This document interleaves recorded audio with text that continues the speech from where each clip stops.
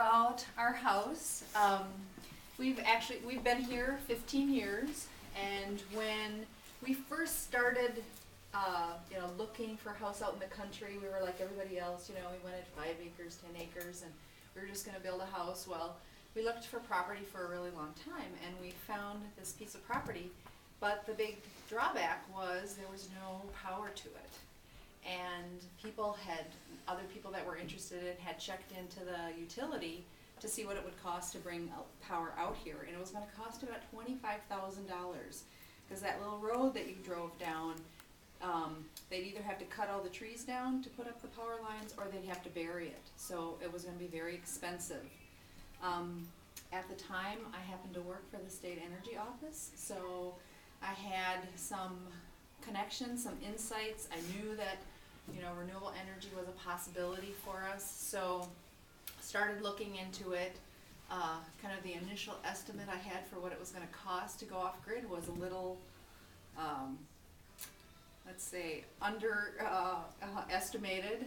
They said about $15,000.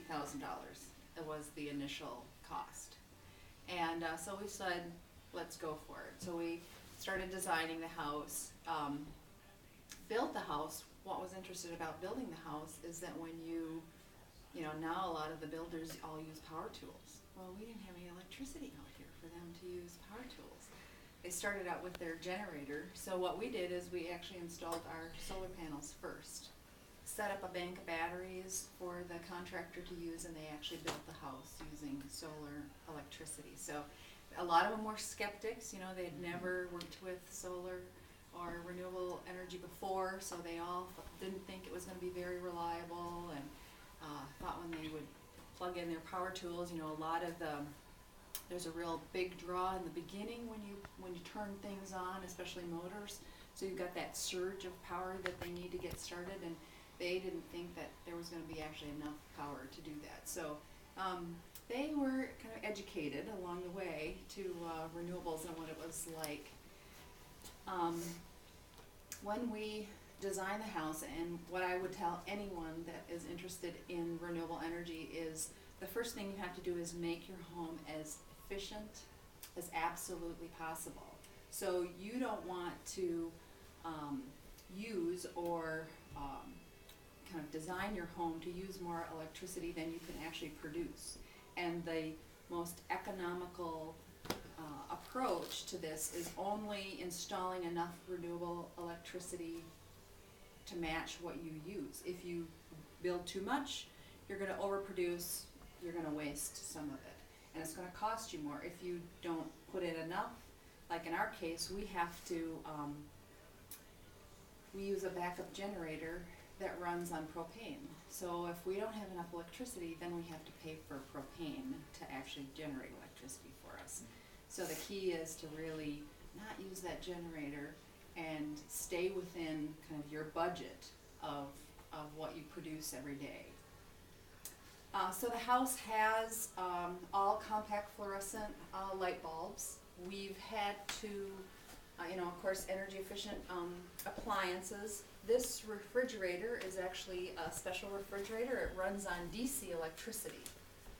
So it runs directly off of the battery pack, which is how the electricity in the house is stored, is as DC electricity in the batteries. Your refrigerator is one of your largest, or one of the largest energy users in your house. So having the most efficient refrigerator was important to us.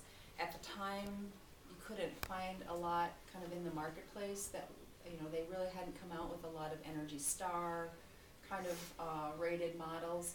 So we actually this is called a Sunfrost, and they also make a propane refrigerator, so that was kind of our other option, was to possibly look at going into a propane refrigerator. But this, is very efficient, has a lot of insulation in it.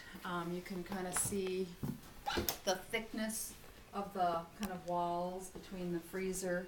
And then we don't have all of the bells and whistles. You have to actually defrost this refrigerator. The defrosting unit in your refrigerator is really heat that runs through your refrigerator. Well, how efficient is that, to be running heat through your refrigerator? Same thing as all the compressors are at the top, so you don't have that warm air from those compressors rising through the back or bottom of your refrigerator. So this is, I think, one of the most energy efficient refrigerators that there are, and still is, even though I think today you can buy a lot more efficient refrigerators than what you could, 15 years ago.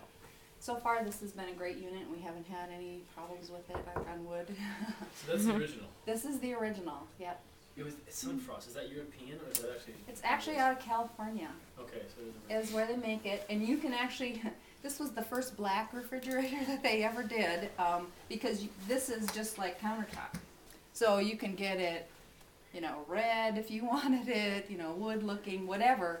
You just tell them what you want for finish, and they make it for you. So, yeah, our colors are purple, so we have. there you go. You could have a purple refrigerator. Yes. That was a custom refrigerator. How much would it cost to make that? It was about $2,500.